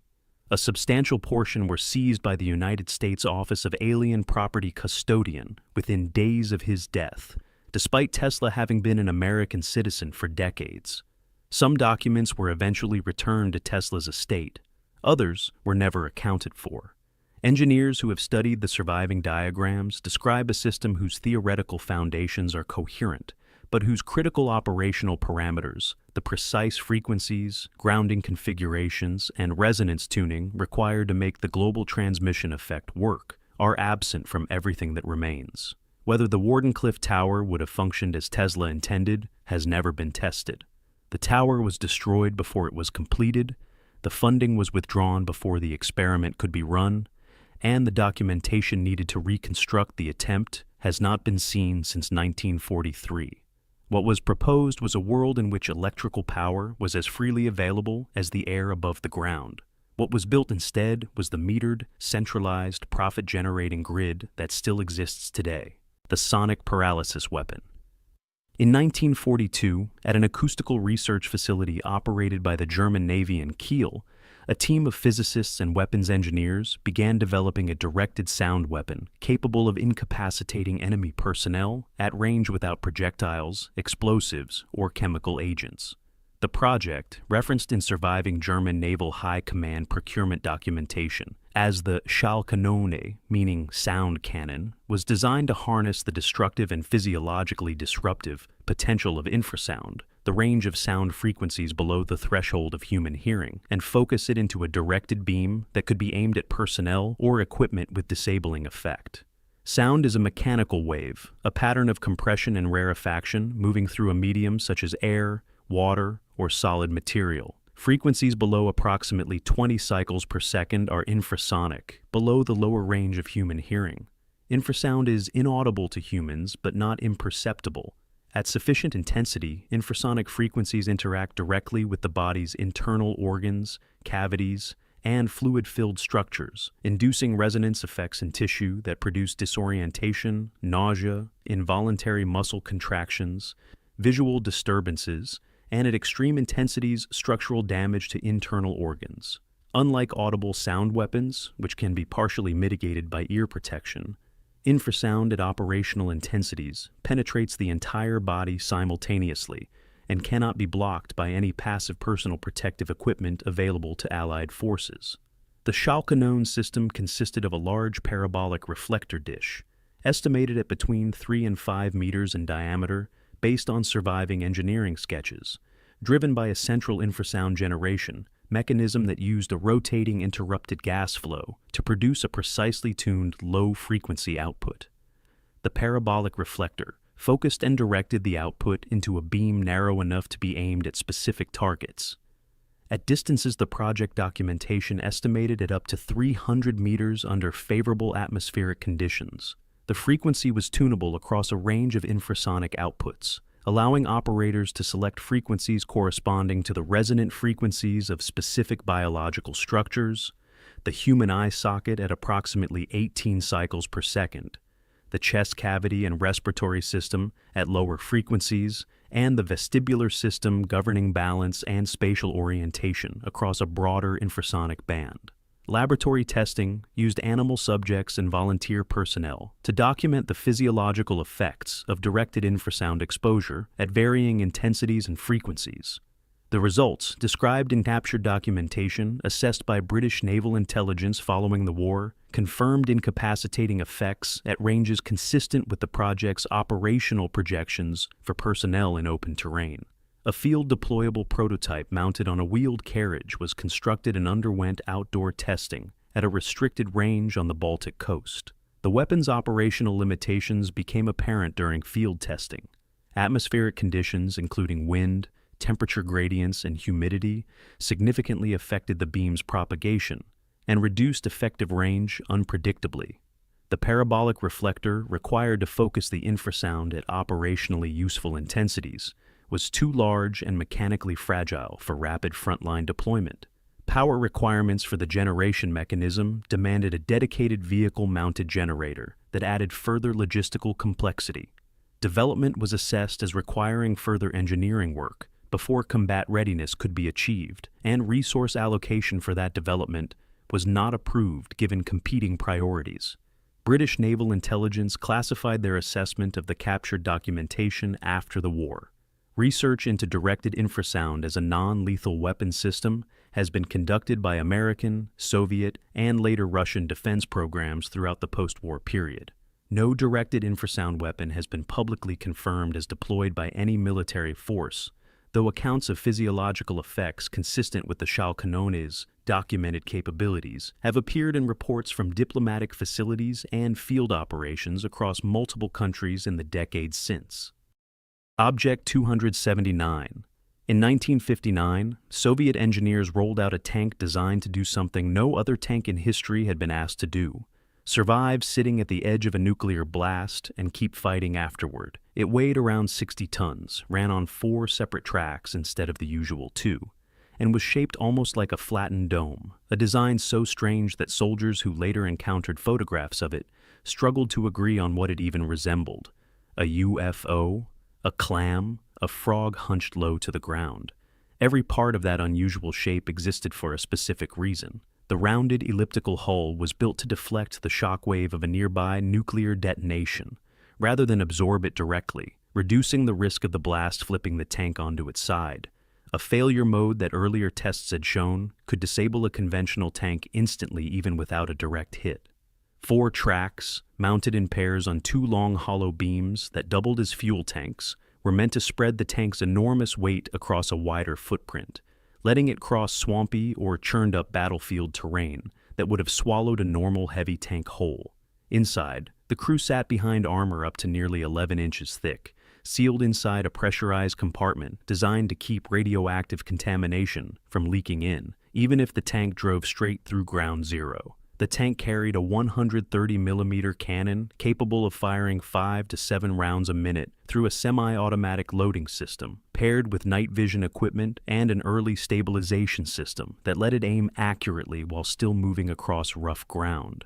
On paper, it was meant to lead breakthrough assaults that conventional tanks couldn't survive, smashing through fortified lines in conditions specifically chosen because nothing else could follow. In practice, almost everything that made the design unique also made it nearly impossible to maintain. The 4-track system, intended to solve a mobility problem, created an entirely new one. If a single track was damaged, repairing it in the field meant disassembling a section of the vehicle no maintenance crew had ever been trained to work on.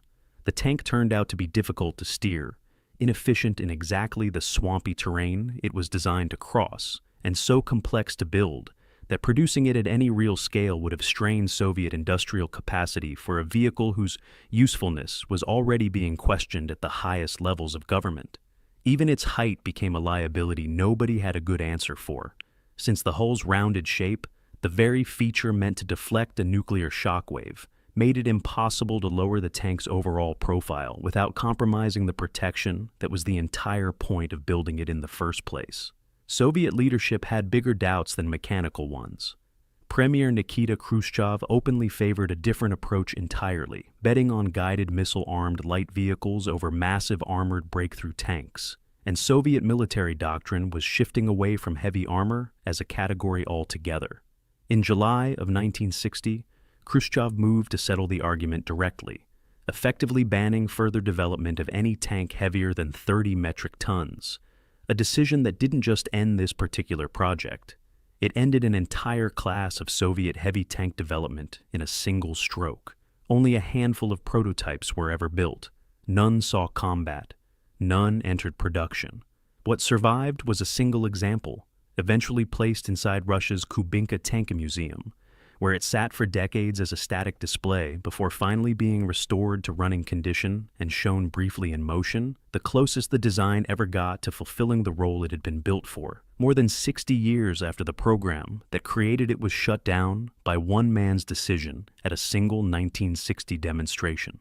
There was a second, quieter reason the project never had a real future, separate from Khrushchev's preference for missiles. Even setting aside questions of mobility and maintenance, Soviet planners had grown wary of heavy vehicles for a much more practical reason. A tank this massive couldn't reliably cross the same bridges Soviet forces depended on for moving troops and equipment during a homeland defense scenario, the kind of crisis military planners had lived through directly only 15 years earlier. A machine engineered specifically to survive the worst weapon humanity had ever built turned out to be undone by something as ordinary as the load limit stamped onto a river crossing. The Nebra Sky Disk. In 1999, two treasure hunters illegally working a hilltop in central Germany with metal detectors unearthed a small bronze disk inlaid with gold symbols, a depiction of the sun, a crescent moon, and a tight cluster of stars scattered across its surface. Rather than reporting the find, they sold it on the black market, and it passed through several illicit hands over the following years before authorities finally recovered it in a sting operation, posing as buyers during a meeting in a hotel. By the time archaeologists got their hands on it, the object was already a controversy. No legal excavation had ever taken place. The original burial context, the single most valuable piece of information for understanding any artifact, had been destroyed the moment it was dug out of the ground without documentation. That illegal origin is exactly why authenticity became the first real fight surrounding the disk. Not aliens or lost civilizations, but a much more mundane and much more important question. Was this actually an ancient object at all, or a modern fabrication designed to fetch a high price on the antiquities black market? Some specialists publicly doubted it for years. The case for authenticity ultimately came down to hard material science rather than trust in the looter's story. Corrosion patterns on the bronze and gold were analyzed in detail and found to be entirely consistent with several thousand years of burial, the kind of layered oxidation that's extremely difficult to fake convincingly. Soil residue still embedded in the object's surface matched the mineral composition of the specific hilltop where it was reportedly found. And once archaeologists were eventually able to excavate that same hilltop properly, they recovered additional bronze tools and weapons in the ground nearby. Grave goods consistent with a known Bronze Age culture from the region and dating to roughly 1600 BCE, which lined up with the disk itself. Once authenticity was established, the disk turned out to be something genuinely remarkable, the oldest known concrete depiction of astronomical observations found anywhere in the world. The arrangement of the gold studs has been interpreted as the sun or full moon, a crescent moon, and a cluster widely read as the Pleiades star group, rendered in roughly the same relative position they had actually appear in the night sky. Two curved gold arcs were added to the disk at a later point, running along opposite edges, and these are generally interpreted as horizon arcs marking the angular range between sunrise and sunset positions at the summer and winter solstices, a feature that would have made the object genuinely useful for tracking the solar year, not just decorative. That combination matters because of what it implies about the people who made it. A culture with no writing system, working in bronze rather than iron, apparently understood specific, repeatable relationships between lunar phases, a particular star cluster, and the solar calendar precisely enough to encode that relationship in a physical object. In several ancient calendar systems elsewhere in the world, the position of that same star cluster, relative to a crescent moon, was used as a practical trigger for inserting an extra month into a lunar calendar to keep it aligned with the solar year. And some researchers studying the disk believe it may have served a comparable calendrical function here, centuries earlier than such knowledge was previously assumed to exist in Bronze Age Europe. What's genuinely still debated isn't whether the disk is real. The science settled that question. The open questions are about function and meaning. Researchers disagree on whether the disk was primarily a working astronomical instrument used by someone tracking the calendar, a symbolic or religious object representing cosmological beliefs rather than practical observation, or some blend of both, used in ceremony precisely because of what it demonstrated its owner could calculate. There's also lingering uncertainty about the star cluster itself, since a tight grouping of dots could plausibly represent the Pleiades or could be a more generic decorative motif. And without the original burial context destroyed by the illegal dig, some of those interpretive questions may never be fully resolved with certainty. So, the real story of the Nebra Sky disk isn't about who or what inspired it. It's about how close the single oldest known map of the sky came to disappearing forever into a private collection, and how much careful, unglamorous science it took just to prove it was real before anyone could even start asking what it actually meant. The Spruce Goose. In 1942, with German submarines sinking Allied cargo ships across the Atlantic faster than American shipyards could replace them, the United States government turned to two men with very different reputations: steel magnate Henry Kaiser and aviation engineer Howard Hughes. They were asked to build something that had never existed before, an aircraft large enough to carry hundreds of troops across the ocean, bypassing the submarines entirely by flying over them. The requirement called for an aircraft capable of carrying 68,000 kilograms of payload, either 750 fully equipped troops or two 30,000-kilogram tanks. Wartime restrictions made the obvious material impossible. Aluminum was restricted for military use, so the entire aircraft had to be built from wood instead, using a lamination process called Duramold, in which thin sheets of birch veneer were bonded together under heat and pressure to create a material strong enough to replace aircraft-grade metal. 8 massive radial engines, each producing roughly 3,000 horsepower, were mounted along a wingspan longer than a football field, the largest of any aircraft ever built. The hull was designed as a flying boat, taking off and landing directly on open water, eliminating any dependence on runway infrastructure that wartime logistics could not guarantee. A circular stairway connected the flight deck to a cargo hold large enough to carry the full troop complement the original requirement demanded, with fuel bays divided by watertight bulkheads positioned below the hold for safety in the event of a hull breach. Almost the entire aircraft was made from birch, with only the engines, electronics, screws, and structural braces made from anything else.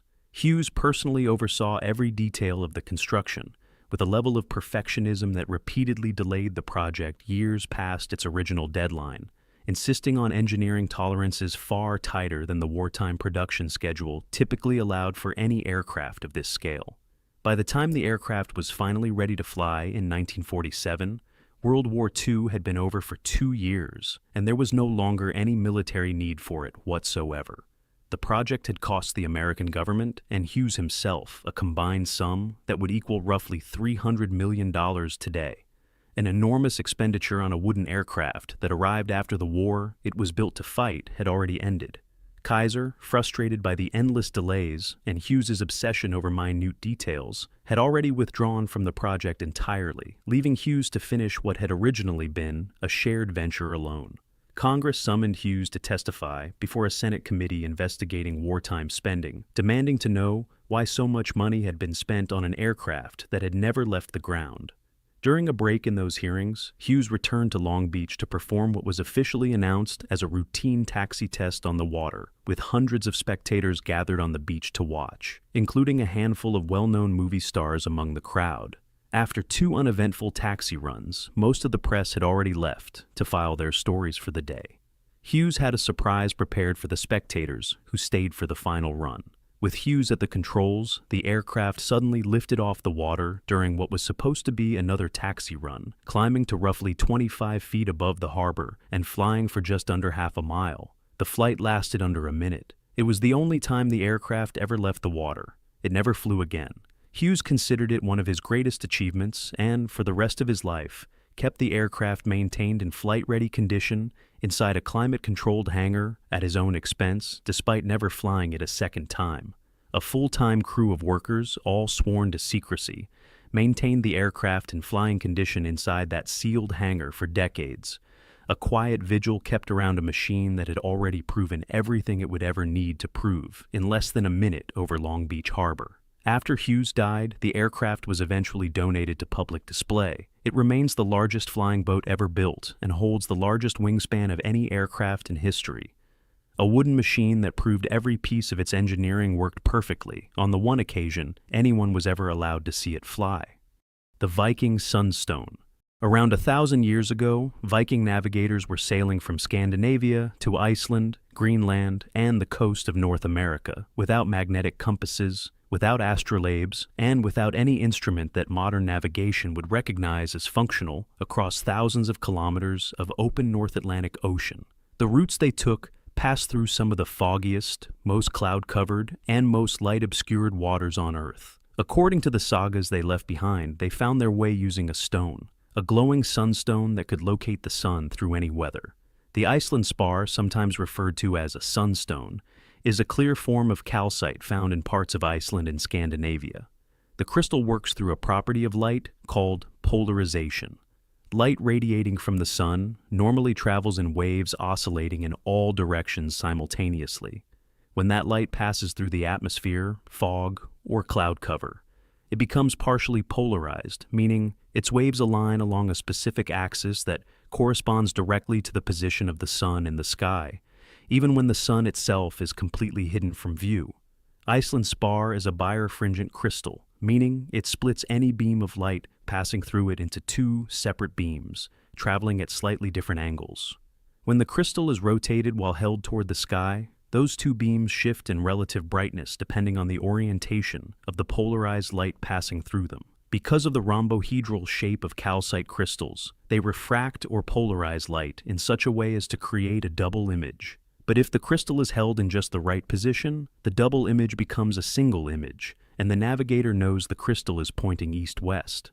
From that east-west orientation, the position of the hidden sun could be calculated with sufficient precision to set and maintain a course. Vikings, researchers argue, used transparent calcite crystal to fix the true bearing of the sun to within a single degree of accuracy. A research team led by Guy Ropars at the University of Rennes developed a simple device the Vikings may have used to improve the technique further, covering the Iceland spar with an opaque screen containing a small central hole with a pointer attached. As light passed through the hole onto the crystal, a dark surface below received the projection of the double image for comparison. By rotating the apparatus and finding the point at which the two projected images were of equal brightness, a navigator could identify the sun's bearing with a precision that unaided use of the crystal alone could not reliably achieve. The crystals are referenced in Viking stories, including the saga of King Olaf. In 1967, Danish archaeologist Thorhild Ramskau first hypothesized that chunks of crystals found naturally in Scandinavia could have been used as navigational aids. The hypothesis remained unproven for decades because no sunstone had ever been found at a confirmed Viking archaeological site. A crystal uncovered in the wreckage of the Alderney, an Elizabethan warship that sank near the Channel Islands, was found less than 3 feet from a pair of navigation dividers, suggesting it may have been kept with the ship's other navigational tools. A chemical analysis confirmed the stone was Iceland spar. The discovery suggested that even in the era of the magnetic compass, European navigators kept calcite crystals as backup navigation tools, and that awareness of the crystal's polarization properties persisted across centuries of seafaring. The attributes of the sunstone have been studied by researchers, including Sir Isaac Newton, and have been used in an array of modern technologies: polariscopes, polarimeters, photometers, petrographic microscopes, and a gun sight used to shoot down German aircraft in the Second World War are all examples of technologies that have used Iceland spar, the optical principle that Viking navigators were exploiting with a raw crystal held up to a cloudy sky, became the foundation of polarized light technology that runs through modern optics, imaging, and display systems. No Viking sunstone has been recovered from a confirmed Norse archaeological context. The sagas describe a tool precise enough to navigate by. The physics confirms it would have worked. The artifact itself has never been found.